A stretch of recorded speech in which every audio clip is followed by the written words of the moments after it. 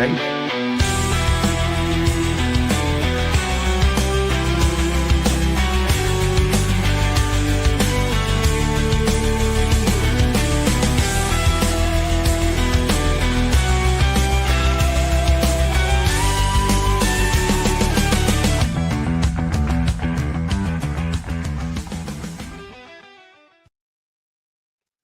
Comment bienvenue as David ceases slapping away at his bass guitar there. I hope you enjoyed that. As ever, this is Modern Sales Meltdown with David Chernick and Gareth of the Many Hats Wax. And today we're talking about something which is it's quite funny when you think about it. A lot of people have disparate information all over the place when they're selling. And over time, especially if there's a relatively long pipeline, you're going to have lots and lots of bits and pieces gathering together. But is there a way that you can look at one thing and say, this is where I am? This is what I've got outstanding. This is what's going on. So if David says, show us your pipe. Show us your pipe. Which is one of your catchphrases. It is. That's what I say. I'm walking there. Right after your pipe. Go on, whip it out. Show us your pipe. Then you can not just show him a few disparate spreadsheets or a few scraps of paper, or maybe an entry into the computer user's yearbook or whatever it is. That's why I used to get mine leads from. That shows my age there. But it was a paper version too. I know, God, paper. Who uses that?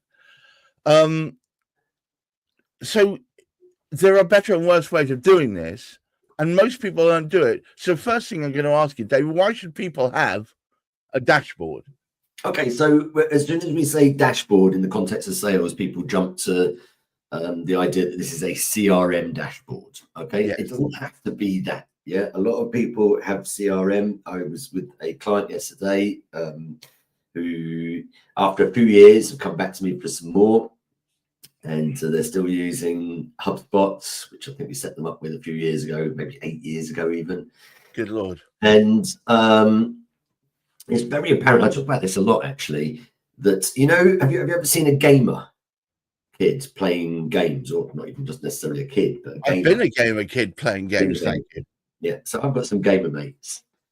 And the ones that are good at gaming have a really nice ergonomic setup. Right, they have a proper chair, they're comfortable in a gamer's chair, even, right? So they can sit just at the right position.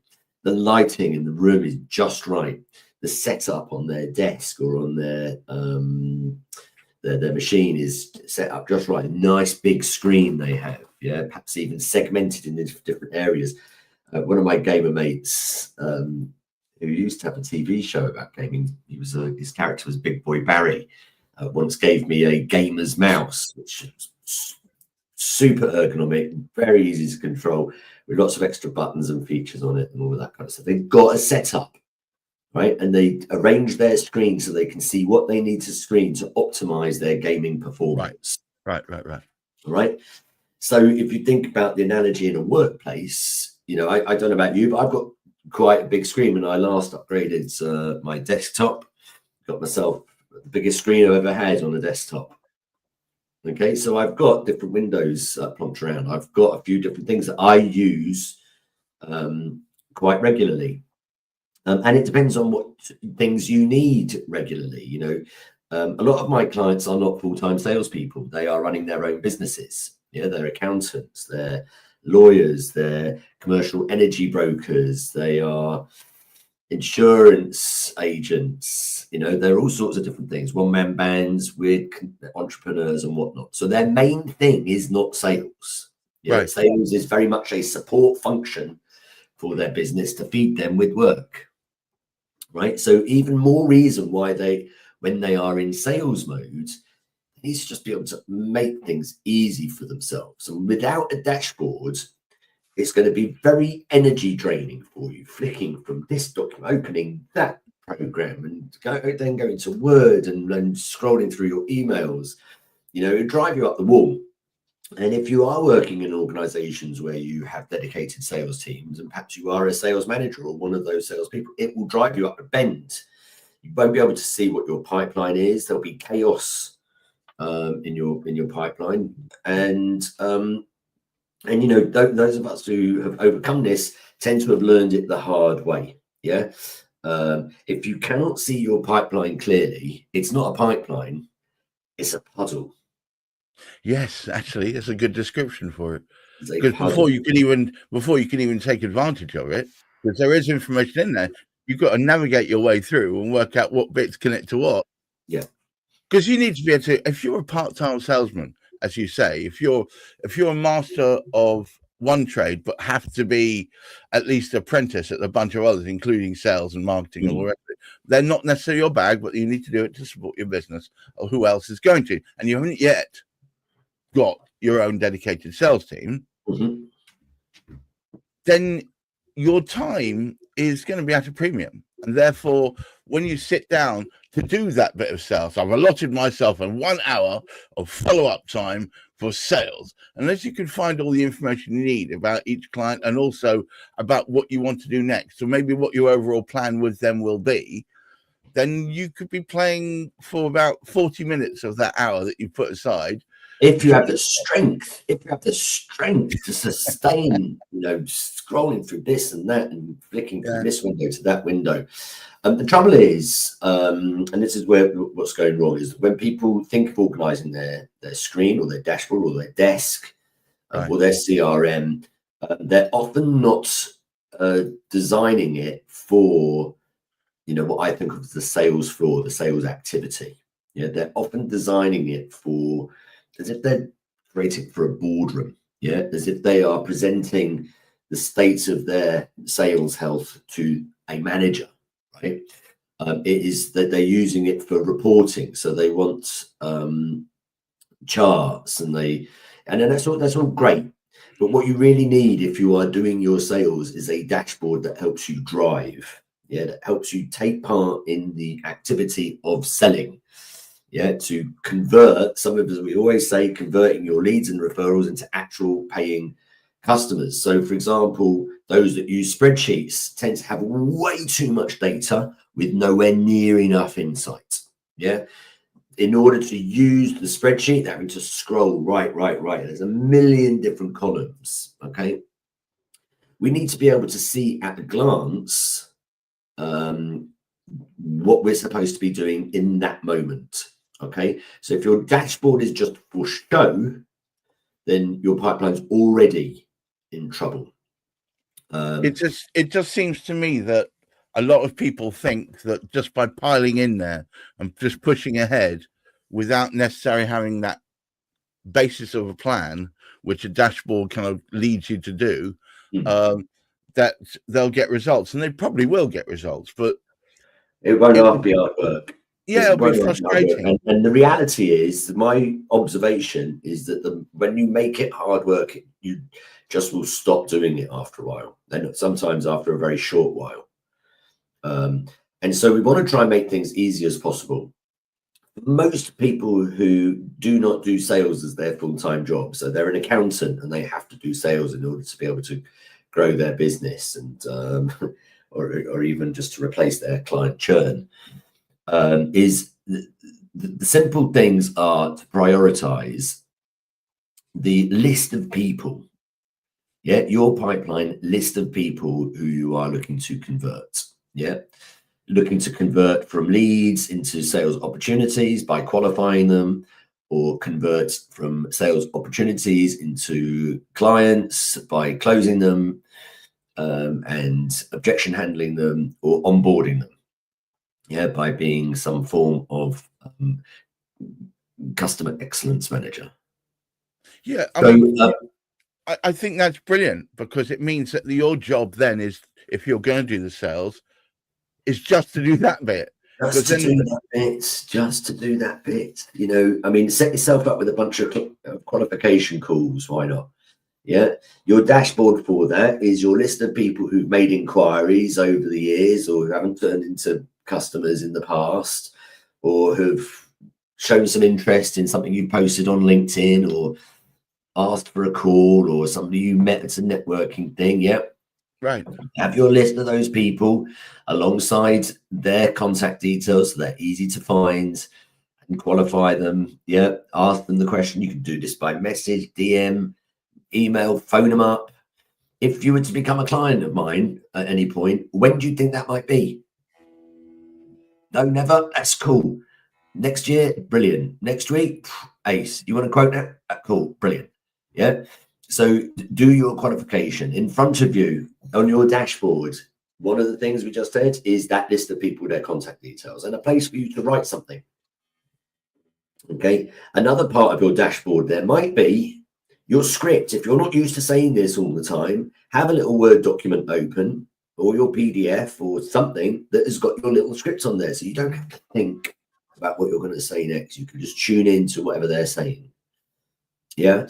It might be an idea for you to, have things like your calendar open so that if you are booking appointments, you can book it straight in. You have total visibility of it. Yeah. Picture the scene. I'm there. I want to make some calls to my prospects, right? I need somewhere easy to write. I need somewhere easy to see what I'm going to say. I need their contact details. That's it. That's my dashboard, right? Same goes for if I am in the activity of converting. Yeah, I've sent out some quotes. In fact, I've sent out a whole load of quotes over the last 3 weeks. Come on, Dave. Let's get some motivation going. Let's see how many of these we can close. Okay, organize your dashboard. What am I going to say to them? Well, I'm probably going to need their quote in front of me, right? Right. So let's organize. Where are our quotes? Let's open our quotes folder, right? So that's one part of our screens. Every time I'm making a call, if they answer, I can pull up their quote and see it. Yeah. If you're on CRM, this stuff becomes easier if you know how to use CRM. You don't have to have Or if you set the damn thing up in the first place correctly. Yeah. Correct. All right. So we know that there are things that we're going to want to do in that moment, right? Everything else is secondary. Your charts and your scales and all sorts of stuff. Just have your dashboard designed for the act that you are about to perform. Okay.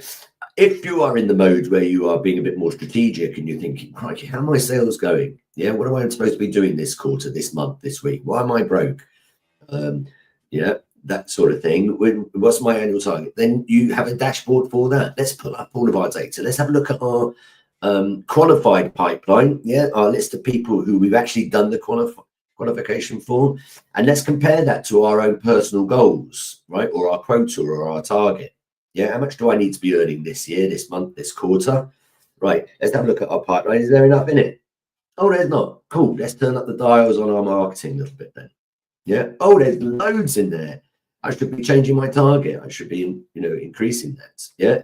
We can also be looking on a dashboard there when we're thinking a bit more strategic about something that some people call deal velocity, right? How long is it taking me to get a lead and turn them in? Gosh, 2 years. Why is it taking so long? What am I spending my, not doing my follow-up ever? Right. Okay. So what we're going to do is now from every time we get an inquiry, we're going to qualify them straight away. Gosh, right. Now we're going to shorten our sales cycle from 2 years to 2 months. Well, hey, you'll be able to see that.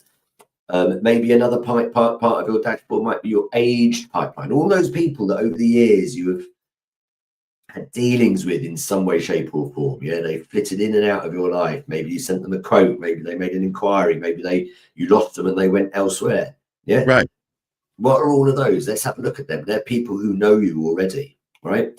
And you can have if you're thinking strategically, you can look at your conversion rates along each one of those cycles. So you can again say, well, okay, I'm terrible at qualification, but once I've got the qualified opportunity, I'm pretty good at converting them. Or, I'm good at converting them, but I'm not very good at sending them an invoice. Or if you're an accountant, yeah, for some reason, yeah, they say, yeah, they're ready to go, but it's taken me ages to get an engagement letter out. Yeah, all of those sorts of things. So that is how you maintain your appropriate dashboard. It's a very interesting thing that recently, because I've now got my own sales team, albeit one lady, she has built together a mini dashboard showing all the aged clients, all the people that have had direct interactions with, and she's put it upon herself, bless her, to go through them all and tell them, because we've got new information to give them. If you've got new information to give these people, that's a perfect opportunity to go back to your aged interactions and start trying to build new ones on it. There you go. It's an ideal opportunity. But if you build a dashboard for that says what you've got to do and who you've got to do it with, then it doesn't become so much of a chore. It means you can start having positive interactions and discussion with people, and hopefully, inflame their interest, because you haven't forgotten them. Hopefully, the last interaction you had with them was pleasant enough, so therefore you or your sales team can build upon it, and it's much easier. You're empowering yourself with visibility. Without visibility, you're not selling, you're firefighting. Yeah, you're just going from one to the other. I'm guilty of it myself. We all are, and it requires a degree of like pipeline hygiene. Yeah, a regular cleanup. Yeah, maybe even a weekly cleanup. Right, where is everything in my pipeline? Oh yeah, I should have moved that from that opportunity from this one to this one. That one I was supposed to have got rid of. Right, let's just clean those things away. Oh, those 5, for love nor money, I can't get hold of them. That's fine.